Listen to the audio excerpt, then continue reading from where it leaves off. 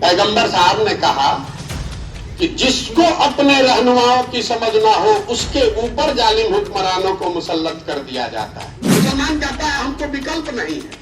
भाजपा आज आई है देश में तो मुसलमानों को डर लग रहा है, आपकी स्थिति बिगड़ रही है। वही नीतीश कुमार जब मोदी जी को प्रधानमंत्री का चेहरा बनाया गया 12-13 में, तो उन्होंने भाजपा से गठबंधन अपना तोड़ लिया। नीतीश कुमार को उसके दिमाग में याद था कि मुसलमानों पर भरोसा नहीं कर सकते। महागठबंधन का सफल प्रयोग बिहार में 2015 के बाद कहीं भी इस देश में नहीं हुआ। इवन यूपी में जब बसपा और सपा साथ में आई तो आपको सफलता नहीं मिली। लेकिन अगर आप सोचिएगा कि हर एक मुसलमान का वोट ले लें तो उस चक्कर में हिंदू हाथ से निकल जाएगा। कि आपकी ये दुर्दशा है क्यों? आपको लगता है नेता आकर बताते हैं कि आपकी दुर्दशा इसलिए है कि कांग्रेस ने आपके साथ धोखा कर दिया। तो कांग्रेस को छोड़े तो आप फिर रीजनल पार्टी को पकड़ लिए, लालू मुलायम जैसे जितने नेताओं को। उसके बाद भी तो आपकी दशा नहीं सुधरी। जिस सच्चर कमेटी की हम लोग रोज चर्चा करते हैं, एक बार को उसको आप ध्यान से उस आंकड़ों को देखिए। भाजपा आज आई है देश में तो मुसलमानों को डर लग रहा है, आपकी स्थिति बिगड़ रही है, ऐसा लगता है। लेकिन सच्चर कमेटी का जब रिपोर्ट आया उससे पहले तो भाजपा का शासन नहीं था देश में। फिर आपकी स्थिति दलितों से भी बुरी कैसे हो गई, इस पर कोई चर्चा नहीं करता है। सच्चर कमेटी रिपोर्ट आया, उसमें आपको दलितों के बाद सबसे ज्यादा गरीब और पिछड़ा बताया गया। तारिक साहब ने ठीक कहा, उस पर अमल होता तो शायद सुधार होती। लेकिन मेरे जैसे व्यक्ति के लिए प्रश्न ये नहीं है। प्रश्न ये है कि सच्चर कमेटी जब आया उससे पहले तो भाजपा नहीं थी, फिर मुसलमानों की ये दुर्दशा क्यों हो गई? हम अभी 17-18 महीने से बिहार में चल रहे हैं और जो मेरा अनुभव है हम आपसे वो साझा करना चाहते हैं। जो मैं समझता हूं कि मुसलमानों की हालत क्यों इतनी खराब है, और जो मैं बात कहूंगा आप में से ज्यादातर लोगों को अच्छी नहीं लगेगी। हम बहुत कड़वी बात कहते हैं। मुसलमानों की दुर्दशा इसलिए है कि आपने ज्यादातर लोगों ने आपके कौम की जो बुनियादी बातें हैं सामाजिक राजनीतिक नजरिए से, उससे किनारा कर लिया है। मैं आपको पहली बात बता रहा हूं, आपके कौम में ये पैगंबर साहब ने बताया कि जिस कौम को अपने रहनुमाओं की समझ न हो उसके ऊपर जालिम हुक्मरानों को मुसल्लत कर दिया जाता है। अब इस पंक्ति को आप लिख दीजिए और लिखकर इसको पढ़िए 2 बार। पैगंबर साहब ने कहा कि जिसको अपने रहनुमाओं की समझ ना हो उसके ऊपर जालिम हुक्मरानों को मुसल्लत कर दिया जाता है। तो अगर आज के हुक्मरान आपको जालिम मालूम पड़ते हैं, है नहीं है वो विवाद का विषय हो सकता है। लेकिन अगर आपको लगता है कि आज के हुक्मरान जालिम हैं, तो पैगंबर साहब की कही हुई बात गलत तो हो नहीं सकती है। इसका मतलब है कि कहीं न कहीं आपसे अपने रहनुमाओं की पहचान करने में गलती हुई है, तभी इस दशा में पहुंचे। कि नीतीश कुमार शायद वो रहनुमा है जो हम लोग को इस इंडिया गठबंधन खड़ा कर सकता है।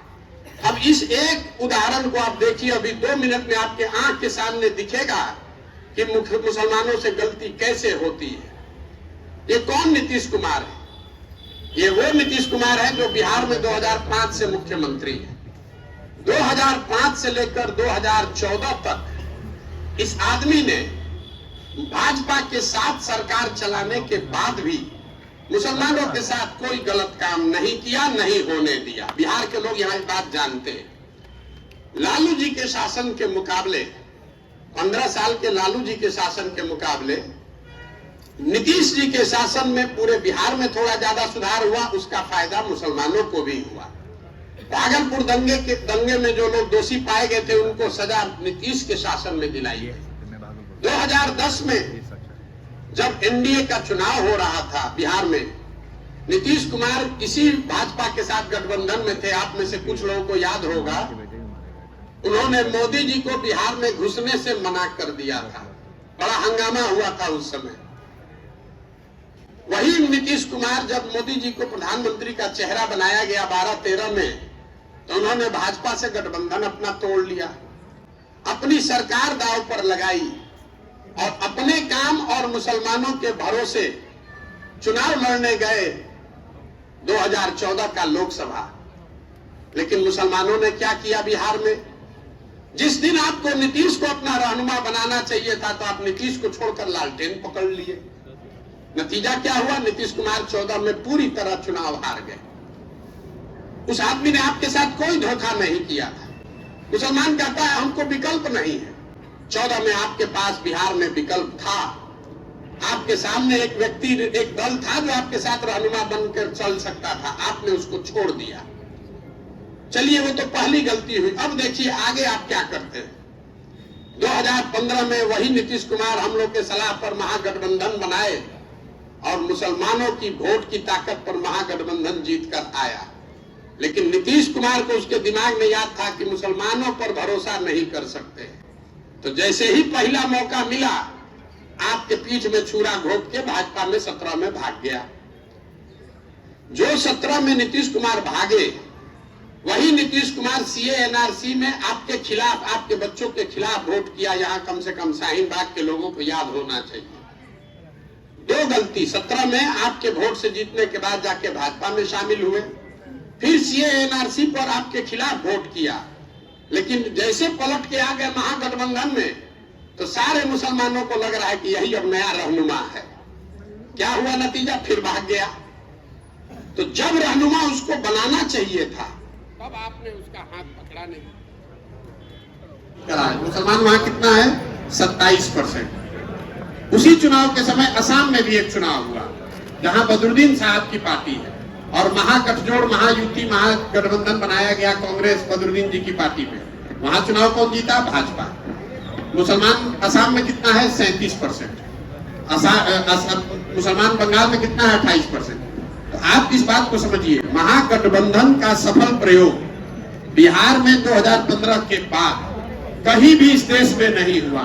इवन यूपी में जब बसपा और सपा साथ में आई तो आपको सफलता नहीं मिली। जब तक आप इस बात को समझिएगा नहीं कि जब महागठबंधन बनता है तो क्यों आप चुनाव हारते हैं। जैसे ही महागठबंधन बना तो हर आदमी ऊपर से नीचे तक ये लिखने लगेगा कि अब मुसलमानों का वोट नहीं बटेगा।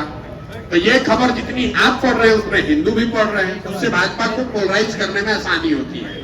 लेकिन मान लीजिए बंगाल जैसा सिचुएशन है तो अखबार वाले भी कह रहे हैं कि इस बार टीएमसी हारेगी, इसलिए हारेगी क्योंकि मुसलमानों का वोट बढ़ रहा है। मुसलमान का वोट जा रहा है कांग्रेस में, लेफ्ट में, आईएसएफ में। तो मान लीजिए कुछ मुसलमान का वोट गया होगा, उससे क्या फर्क पड़ गया। लेकिन हिंदू पोलराइज नहीं हुआ, हमको 48% वोट आया। तो जो जीतने का तरीका है मैं बार बार आपको बता रहा हूं, अपने 10 साल के अनुभव के आधार पर 50% जो हिंदू है, जो विचारधारा के आधार पर भाजपा से लड़ रहा है, जितना मजबूती से आप लड़ रहे हैं आपसे भी ज्यादा मजबूती से वो लड़ रहा है, उसका अगर आधा भी आपके साथ आ जाए तो 25% वोट हो गया, 20% वोट हुआ। और उसके साथ आप अपनी ताकत जोड़ दीजिए, 20% हो गया, 45% वोट। लेकिन अगर आप सोचिएगा कि हर एक मुसलमान का वोट ले ले तो उस चक्कर में हिंदू हाथ से निकल जाएगा। यही फर्क है आईएसएफ के स्ट्रेटजी में, मीम के स्ट्रेटजी में और स्ट्रेटजी जो हम से उठा रहे हैं।